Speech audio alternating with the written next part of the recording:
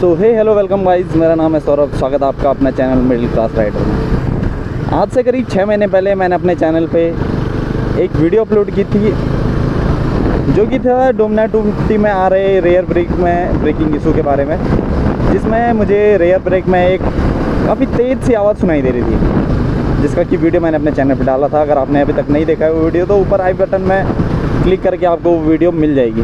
वो video upload करने के कुछ टाइम बाद मुझे लग रहा था कि वो प्रॉब्लम केवल मेरे ही गाड़ी में आ रही है, लेकिन उसके बाद पता चला कि वो सिर्फ मेरे ही नहीं बल्कि बहुत सारी और लोगों के भी वही दिक्कत आ रही है। जो भी नई गाड़ी परचेज़ कर रहा है डोमिनार 250, सबके रेयर ब्रेक में वो इशू आ रहा था। तो जिसके लिए मुझे बहुत सारे DM आए, काफ़ी उस वीडियो पे कमेंट्स आए थे।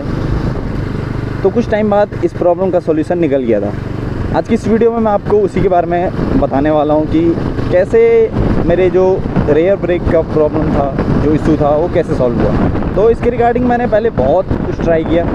मैंने सर्विस सेंटर में बात की, शोरूम से बात की, और भी कई जगह मैंने पता किया कि आखिरकार क्यों ऐसा हो रहा है। तो बहुत से लोगों का अलग अलग कुछ कहना था।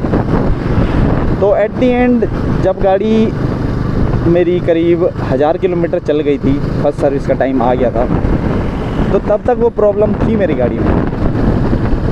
और जब मैं सर्विस के लिए गया तो सर्विस के टाइम पे मैंने कंपनी में ये बात रखी, ये शोरूम में ये बात रखी कि ये चीज़ मुझे प्रॉब्लम फेस करनी पड़ रही है, आप इसको चेक करिए। तो सर्विस के बाद ये प्रॉब्लम आई, लेकिन काफ़ी कम आई। उससे पहले मैंने डिस्क पैड वगैरह क्लीन करवा दिए, बहुत कुछ किया, कुछ नहीं हुआ। लेकिन सर्विस के बाद एक टाइम तक, कुछ टाइम तक हल्की फुल्की नॉइज़ सुनाई दे रही थी, लेकिन करीब 1100-1200 किलोमीटर जब गाड़ी चली तो वो प्रॉब्लम सॉल्व हो गई थी। तो मैं काफ़ी परेशान था जब तक ये प्रॉब्लम थी मेरी गाड़ी में।